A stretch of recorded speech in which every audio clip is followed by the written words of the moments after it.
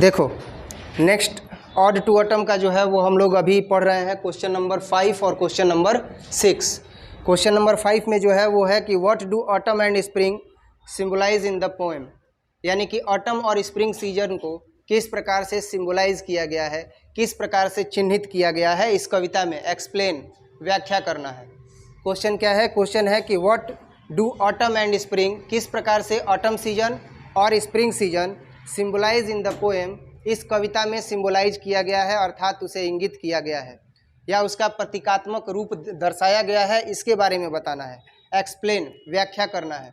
हमने इसका आंसर लिखा है कि इन दिस चैप्टर, इस अध्याय में ऑड टू ऑटम, जिसका नाम क्या है? ऑड टू ऑटम है।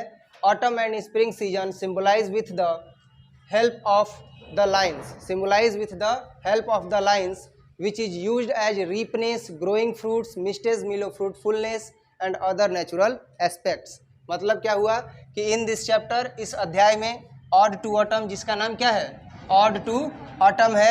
Autumn and spring season symbolise, autumn और स्प्रिंग सीजन को सिंबलाइज किया गया है, ऑटम एंड स्प्रिंग सीजन को दर्शाया गया है with the help of the lines, इन पंक्तियों की मदद से, विच इज यूज्ड एज, जो उपयोग की गई हैं, यूज्ड एज अ रीपनेस, रीपनेस के रूप में, यानी पके हुए फलों के आंतरिक कोर तक के रूप में, ग्रोइंग फ्रूट्स, फलों के बढ़ने के रूप में, मिस्टेज मिलो फ्रूटफुलनेस, कोहरे और पके हुए फलों के रूप में, एंड अदर नेचुरल एस्पेक्ट्स, और अन्य प्राकृतिक पहलुओं के रूप में।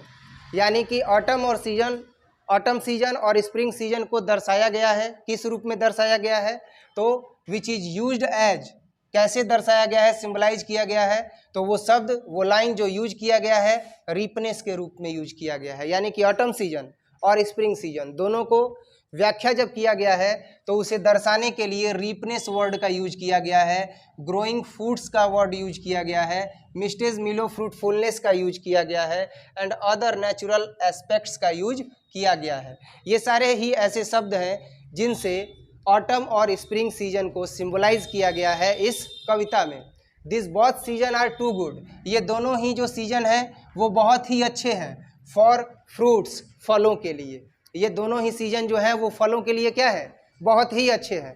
देखे होंगे जब छठ पूजा होता है तो छठ पूजा में सारे फल मिल जाते हैं, क्योंकि छठ पूजा क्या होता है? मिस्टेज एंड मिलो फ्रूटफुलनेस का सीजन होता है, कोहरे और पके हुए फलों का सीजन होता है, बल्कि नए नए फल आ जाते हैं छठ पूजा में, होता है ना।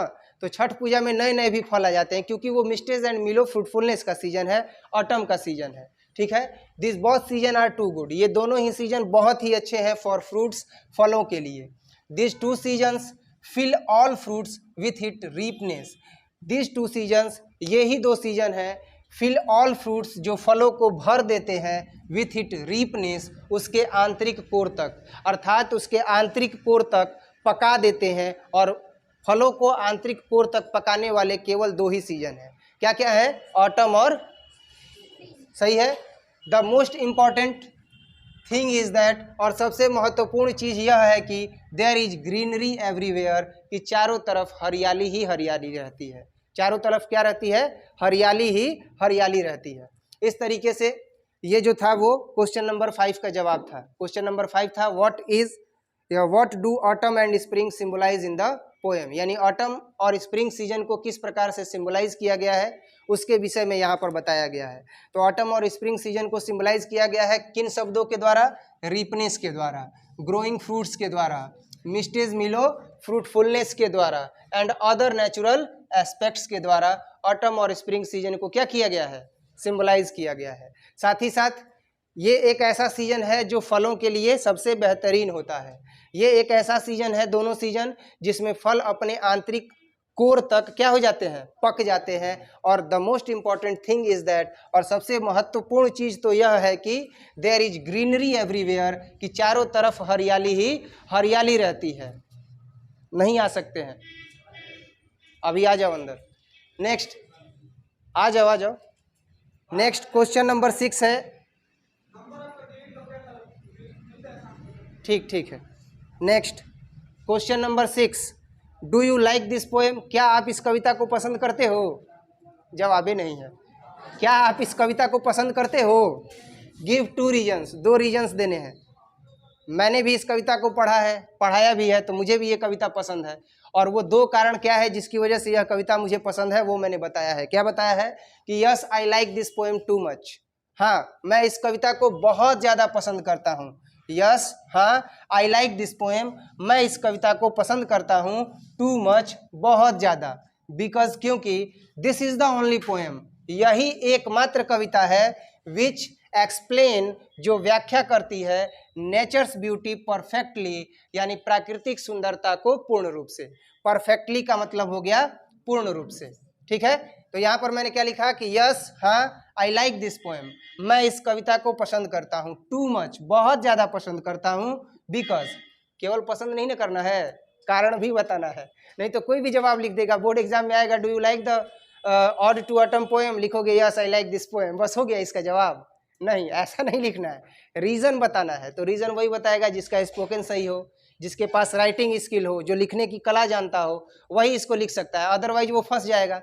तो यहाँ पर क्या होगा कि यस, हाँ, आई लाइक दिस पोएम, यहाँ तक तो सुनने में अच्छा लग रहा होगा, क्योंकि ये जवाब तो सबको पता है। हाँ, मैं पसंद करता हूँ, हाँ, मैं पसंद नहीं करता हूँ, यही नहीं लिखोगे तो क्या हो जाएगा, यस, हाँ, आई लाइक दिस पोएम, मैं इस कविता को पसंद करता हूँ, टू मच, बहुत ज़्यादा पसंद करता हूँ, बिकॉज, क्योंकि this is the only poem, यह एकमात्र कविता है, विच एक्सप्लेन, जो व्याख्या करती है, नेचर्स ब्यूटी, प्राकृतिक सुंदरता की।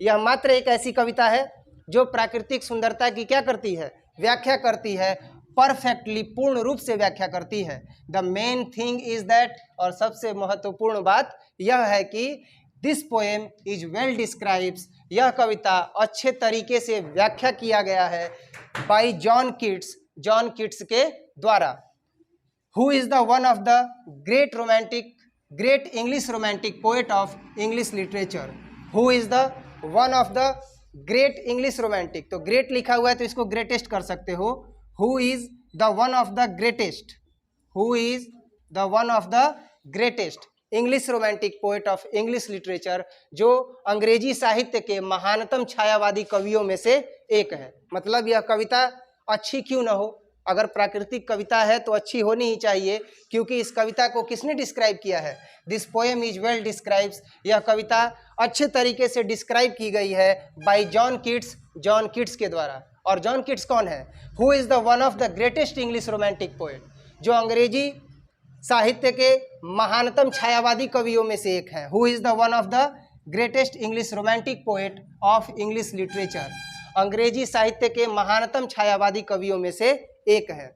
दिस इज, या this poem shows the perfect relationship, यह कविता एक पूर्ण संबंध की व्याख्या करती है, या यह कविता एक पूर्ण संबंध को दर्शाती है, between autumn and spring, autumn season के और स्प्रिंग सीजन के, ऑटम सीजन और स्प्रिंग सीजन, इन दोनों ही सीजन के बीच एक परफेक्ट रिलेशन को यह कविता दर्शाती है। एंड ऑल्सो शोज दैट, और हमेशा ही प्रदर्शित करती है, these both seasons are dependent to each other, कि ये दोनों ही सीजन एक दूसरे पर डिपेंडेंट है, एक दूसरे पर आश्रित है। सबसे पहली बात कि यह कविता तो एक घनिष्ठ संबंध को बताती है, एक संबंध को बताती है कि ऑटम और स्प्रिंग सीजन क्या है, एक परफेक्ट रिलेशनशिप की व्याख्या कर देती है कि इनके बीच में परफेक्ट रिलेशनशिप कैसा है। साथ ही साथ ऑल्सो शोज दैट, यह हमेशा ही प्रदर्शित करती है, this both seasons are dependent to each other, कि ये दोनों ही सीजन एक दूसरे पर आश्रित है। अब इसके बाद जवाब देखो, I think that above explanation, मैं यह सोचता हूँ कि एबव एक्सप्लेनेशन, उपरोक्त जो व्याख्या किया गया है, इज टू मच, यह बहुत अधिक है, फॉर दैट, इसके लिए कि why I am like this poem, कि मैं इस कविता को क्यों पसंद करता हूँ। अब किसी के पास जाओगे और वो देखेगा कि तारसर जी तो वाई लगौले बौन, वाई के बाद पहले का रहेला, वाई के बाद का रही, एक्सिलरी वर्ब न रही, तो तुरंत बोलेगा कि वाई के बाद एम रही, तारसर जी गलती कैले बौन। नहीं, कभी कभी प्रश्नवाचक वाक्यों का उपयोग भी सकारात्मक अर्थ में किया जाता है, तो वही यहाँ पर किया गया है कि आई थिंक दैट, मैं सोचता हूँ कि एबव एक्सप्लेनेशन, ये जो उपरोक्त एक्सप्लेनेशन किया गया है, इज टू मच, बहुत अधिक है, फॉर दैट, इसलिए कि why I am like this poem, कि मैं इस कविता को क्यों पसंद करता हूँ। ठीक है, इसके बाद एक और क्वेश्चन है, वो भी हम लोग देखेंगे। नेक्स्ट है question number 7, Ode to Autumn का क्वेश्चन नंबर 7 है, what does the poet say about the music of autumn? What does the poet say, कवि क्या कहते हैं about the music of autumn, autumn के संगीत के बारे में, ऑटम सीजन के संगीत के बारे में कवि क्या कहते हैं? What does the poet say, कवि क्या कहते हैं about the music of autumn, autumn के म्यूजिक के बारे में। Do you like this music, क्या आप इसके म्यूजिक को पसंद करते हो? क्या ऑटम सीजन का जो म्यूजिक है वो पसंद करते हो? जवाब ही नहीं है, पसंद नहीं करते हो क्या? हद हाल है। मतलब कोयल बोलती है, कू कू करती है, तो वो पसंद नहीं करते हो? मान लो रॉबिन्स पक्षी तो यहाँ पर नहीं है, लेकिन कुकू है ना जी, कोयल है ना, तो कोयल का बोली पसंद नहीं करते हो? तो बोल ही नहीं रहे हो, गिरगिट की तरह केवल। ये क्या होता है? पसंद करते हो ना? चलो ठीक है, हम भी पसंद करते हैं। What does the poet say about, एक बार क्वेश्चन रिपीट करते हैं फिर आते हैं आंसर पर। What does the poet say about, कवि क्या कहते हैं about the music of autumn, autumn के म्यूजिक के बारे में, ऑटम सीजन के संगीत के बारे में। Do you like this music, क्या आप इसके संगीत को पसंद करते हो? इसका जवाब है द पोएट जॉन कीट्स, जो कवि हैं जॉन कीट्स, सेज दैट, कहते हैं कि the music of autumn starts, जो ऑटम सीजन का संगीत है वो प्रारंभ होता है, स्टार्ट्स होता है बाय द ब्यूटीफुल बर्ड्स, सुंदर सुंदर पक्षियों के द्वारा, लाइक नाइटेंगल, जैसे कि बुलबुल है, एंड कुक्कू, और कोयल है, who sings in beautiful voices, जो गाती है सुंदर और मधुर आवाज़ों में। अर्थात ऑटम सीजन का जो संगीत है वो प्रारंभ हो जाता है, स्टार्ट हो जाता है बाय द ब्यूटीफुल वर्ड्स, सुंदर सुंदर पक्षियों के द्वारा। और वो कौन कौन है? लाइक नाइटेंगल, जैसे कि बुलबुल है, एंड कुक्कू, और कोयल है, who sings in beautiful voices, जो गाती हैं बहुत ही मधुर आवाज़ में, कोमल आवाज़ में। द लैम्स ब्लीट लाउडली, जो मेमने होते हैं वो बहुत ही तेज मेमियाते हैं। मेमना क्या करेगा? मेमियाएगा ना। तो यहाँ पर तो मेमना दिखता है कि नहीं दिखता है? दिखता है। जैसे ये रोड पर जो जाता है मेमना, देखते हो ना, उसके छोटे से बच्चे को ही मेमना कहते हैं। तो ये क्या हो जाएगा? द लैम्स ब्लीट लाउडली, जो लैम्स है वो लाउडली जो है वो ब्लीट करता है फ्रॉम हाई हिली पॉइंट, यानी कि पहाड़ी के सबसे ऊपरी चोटी से, ऊपरी बिंदु से। एंड इंसेक्ट सिंग्स, और जो कीट पतंगे होते हैं वो भी गीत गाते हैं इन श्रीयली वॉइसेज, श्रीयली वॉइसेज में, श्रीयली वॉइसेज मतलब खुशी में। This above music of autumn makes everyone happy, ये जो एबव म्यूजिक है, ये जो उपरोक्त म्यूजिक की बात की गई है ऑफ ऑटम, ऑटम के, मेक्स एवरीवन हैप्पी, वह प्रत्येक लोगों को क्या करती है? खुश कर देती है। It makes a person life peaceful, यह एक व्यक्ति के जीवन को क्या करती है? यह एक व्यक्ति के पर्सन्स लाइफ पीसफुल, यह एक व्यक्ति के जीवन को क्या करती है? शांति प्रदान करती है। व्हेन ही लिसन, जब वह इसे सुनता है। Yes I like this music too much, हाँ मैं इसके संगीत को बहुत अधिक पसंद करता हूँ। और इसी के साथ ऑड टू ऑटम लेसन का एक्सप्लेनेशन भी हो गया। बोलोगे एक्सप्लेनेशन नहीं हुआ है, तो अब की बार समरी में जो हम करवाए थे उसी में सारे स्टेंजाज का एक्सप्लेनेशन हो गया था। ठीक है, समरी भी हो गया, एक्सप्लेनेशन भी हो गया, क्वेश्चन आंसर भी हो गया। इसके बाद हम लोग पढ़ेंगे नेक्स्ट एक्सरसाइज, एक बार रिवीजन करवा देंगे।